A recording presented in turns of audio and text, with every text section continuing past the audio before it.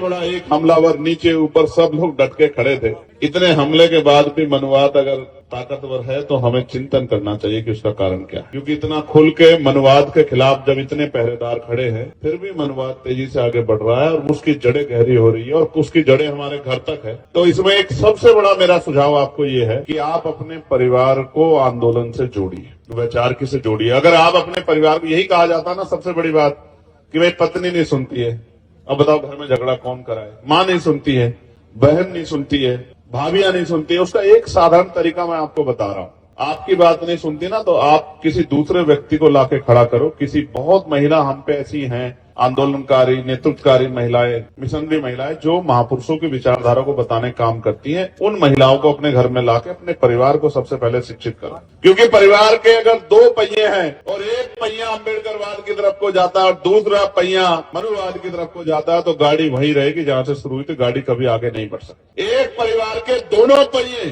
अगर महापुरुषों के रास्ते पे चलेंगे तभी जाके आने वाली नस्लों को ये रास्ता, ये विचार मिलेगा। अदरवाइज वो उलझ के रह जाएगा कि पिता कहते हैं बाबा साहब के रास्ते पे चलो, फूले जी के रास्ते पे चलो, साहू जी के रास्ते पे चलो, और माँ कहती है कि सुबह शाम धूप बत्ती करो, अगरबत्ती करो, घंटी बजाओ।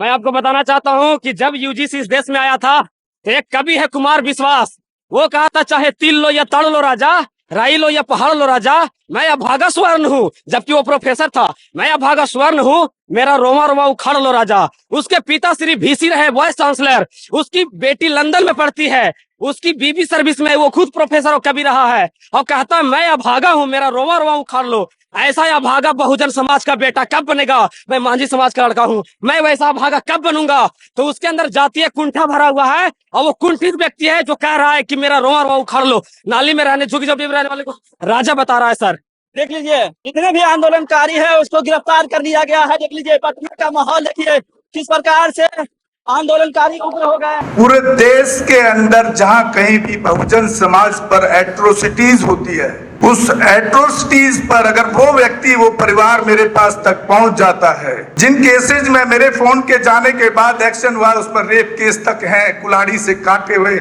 हमारे समाज के, बहुजन समाज के लोगों को काटा गया, उन पर कार्रवाई कराने का काम किया। ऐसे सैकड़ों मनुवादियों को जेल भिजवा चुका हूं जो मेरे समाज पे, मेरी बहन बेटियों पर अत्याचार करते हैं। मेरे फिल्म प्रोडक्शन हाउस के अंदर अगर कोई आदमी इलेक्ट्रॉनिक मीडिया के अंदर जाना चाहता है या फिल्म लाइन में जाना चाहता है, उसको फ्री ऑफ कॉस्ट ट्रेनिंग में दे रहा हूँ और देता रहूंगा। धर्म पढ़ाएंगे आपको, रामायण, महाभारत, गीता, बाइबल और कुरान। दोस्तों आपको पढ़ना होगा भारत का संविधान। 1984 में काशीराम साहब को ज्वाइन किया मैंने और उस टाइम में 9th क्लास में पढ़ता था।